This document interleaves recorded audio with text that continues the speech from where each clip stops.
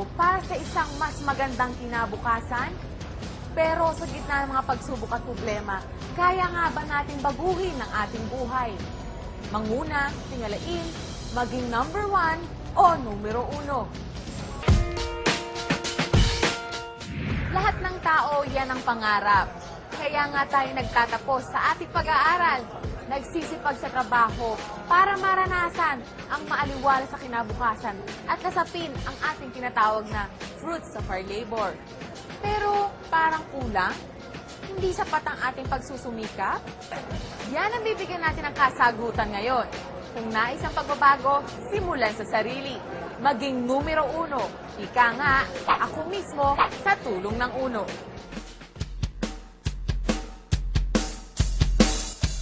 Pangarap ng bawat Pilipino ang makaahon sa kahirapan. Pero dahil sa matinding epekto ng kung tawagin ay global recession, imbis na umusad ang ating buhay, lalo pang humirap. Sawang-sawa na ako, lagi problema, lagi pera. Every night, bago ako matulog, iniisip ko lagi na hindi ako papayag habang buhay maging ganito ko. Hirap kasi pagka may pamilya ka, tapos may gusto, hindi mo mabigay. Pero hindi mo kailangang magtiis at malugmok sa kawalan ng pag-asa. Kaya mong umasenso sa UNO o Unlimited Network of Opportunities International Corporation sa pamamagitan ng network marketing at direct selling ng first-rate UNO health products and food supplements. Libu-libong Pilipino na ang nabibigyan ng oportunidad na kumita, magkaroon ng disenteng pamumuhay at maging milyonaryo. Lahat ng ito, posible sa UNO. Millions of Filipinos here and abroad. Providing the best products, profit, and giving good commissions rather than spending on advertising and commercials. Kaya di katakatakang number 1 ang UNO. Honesty, hard work, integrity, and knowing the right networks. This is equal to financial independence. At ipinamalas yan ng 3 taong responsable sa di masukat na tagumpay ng UNO Marketing o ang Unlimited Network of Opportunities. Ang The Who? Kilalanin natin sila. Ramdam ng magkaibigang William Barbo, Herbie at Oliver Chua ang pangarap ng bawat Pilipino na umasenso. Sila mismo ay naghanap din ng paraan kung paano maiaangat ang sariling buhay sa tulong ng network marketing business. At first, I was very negative, skeptic about network marketing. Pero nung dumating na sa portion ng presentation na pinag-usapan, medyo nakuha yung curiosity ko. Time I wanted na magkaroon ng magandang kinabukasan yung aking pamilya. I was able to realize na hindi lang pala totoo ang network marketing, kung hindi isang pakagandang negosyo na pwedeng subukan ng kahit sino. Matapos maging eksperto sa larangan ng network marketing business, naging inspirasyon naman ng The Who ang publiko para itatag ang UNO o Unlimited Network of Opportunities International Corporation noong taong 2007. Yung mga tao na number 1 na reason para patagalin ang negosyo ng network marketing, bakit hindi na lang kami mismo yung mag-put up ng sariling kumpanya, since ang gusto naman namin is pang matagalan. For the past 12 years, ito na ginagawa namin networking. So, dati yung combination ng mga, may kanya-kanya kami mga field, di ba? So, kaya siguro 3 years pa lang ang UNO, talagang lumaki na ng ganito. Ginawa namin itong Martin Plan to last a lifetime. Meron nasa market ngayon, existing, na ginawa itong Martin Plan, hindi nila alam kung saan sila pupunta kung ilang taon. Pero kami, alam namin na maski na dulo, hindi makikita dito kung gaano katagal ito. Kasi ito nga, from the start, yung maths niya, mathematics niya tama. Dahil sa mahusay na marketing plan, mission and vision, sa loob lamang ng 3 taon, nakamit ng UNO ang tagumpay.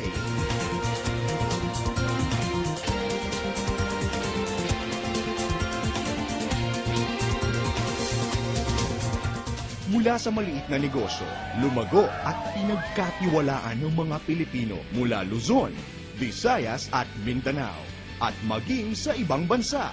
They're earning extraordinary income. Iba talaga, extreme talaga.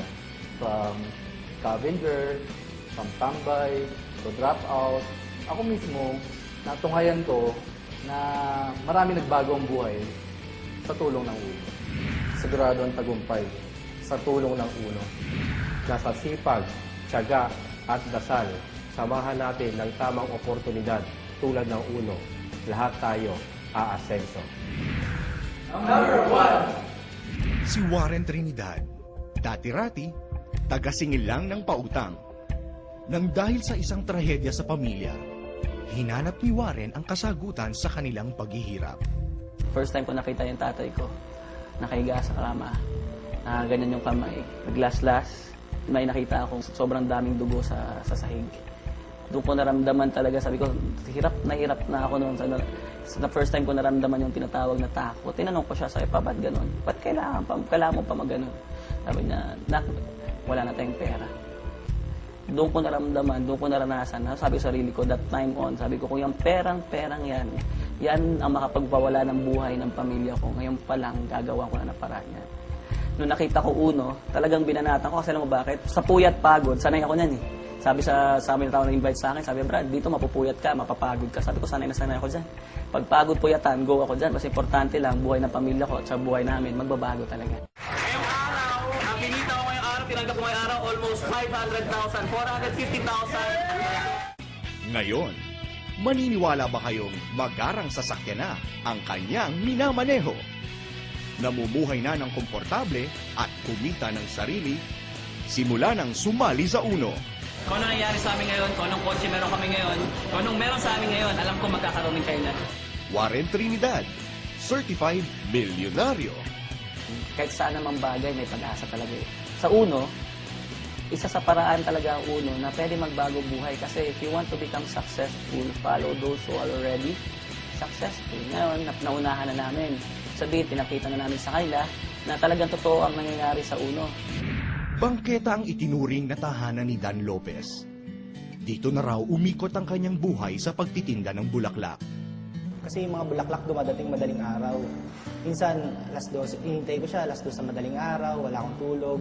Minsan nakakatutulog na ako sa upuan na lang din. Hanggang sa dumating bulaklak, pagdating ng bulaklak, ayusin ko, bibilangin ko. Hanggang dumadating yung time, minsan nagkakasakit na ako kasi laging puyat. At the same time, sobrang hirap talaga. Hanggang kinarir ko yung uno, isang bagay na lang pumasok sa isip ko, kailangan mas sipagan ko. Kailangan mas itodo ko pa. So yung time na hirap ako, mas sinipagan ko, mas sinodo ko. Hanggang eventually, pa konti-konti, lumalaki ng grupo ko. Ang pagod at puyat ni Dan ay nagbunga naman ng napakaraming biyaya. Dan Lopez, bulaklak vendor to certified milyonaryo. Nabibili ko na yung mga bagay na gusto ko, na never pumasok sa isa, na never ko na-imagine na magkakaroon ako. All of a sudden, nagkaroon ako dahil sa uno. Si Mark Dapiton, hindi raw siya papipigil sa pag-angat at pananatilihin daw niyang dekalidad, nangunguna at numero uno ang antas ng kanyang buhay. Ipinanganak at lumaki sa simpleng pamilya si Mark Anthony Dapiton. Lumaki ako sa Caloocan at sa Malabon. Kung nangyayari, imbis na ibili ng luho, bili lang ng pagkain, pabala ng matarigo na. Ang tatanda ko dati pag-exam, laging no permit, laging nakikiusap. Tapos, malabas din naman kami ng pamilya, kaya lang, alam niyo, sobrang tipid na tipid. Nagkaasawa at nagkaanak si Mark sa mura nitong edad. Ang masakit pa noon, nung kasawa ako, pinapangasawa ko may trabaho. So, syempre, ang tingin sa ibang tao, ako binubuhay ng asawa ko. Tanging lakas ng loob ang naging puhunan niya. Hindi ko man alam na mapapasok ako dito sa ganitong negosyo. Una nga, ayaw ko nga maniwala eh. Parang, ang hirap paniwalaan kasi parang napakalaki nakitaan kasi masyado. Parang nakakaduda. Kumbaga, sinubukan ko lang kasi ito yung negosyo na ano eh. Walang requirements. Kahit bululi ka, parang ako, pwede. Ako, daw marunong mag-computer. Pwede rin. Repeater ako, pwede rin. Trap-out ako, pwede. Wala akong diploma, pwede. Lahat pwede. Kailangan mo lang, ang kailangan mo lang talaga dito yung gigil na gusto mo umasenso. Yun lang. Don't always be first, but could be next. Mark Dapiton, certified milyonaryo. Nagsimula lamang sa 3 taong nangarap at nag-asam ng mas magandang buhay. Sinundan ng 500 miyembro na naniwala at umasa na magkakaroon ng pagbabago ang antas ng kanilang buhay. Hindi nga sila nabigo dahil patuloy na natutupad ang mga pangarap sa buhay. ng libo-libo at patuloy na dumaraming miyembro ng UNO. Para sa may mga pangarap, sa tulong ng UNO o Unlimited Network of Opportunities, ay hindi pa huli ang lahat. Isang disente, malusog, masaganang buhay at magandang kinabukasan. Hindi ito mga pangakong ihahain na lamang sa atin, kung hindi pagsusumikapan din nating abutin. Yun nga lang, sa mas madali, masaya, at mas mabilis na paraan. Ito na ang inyong pagkakataong umasenso. Ang tagumpay, abot kami.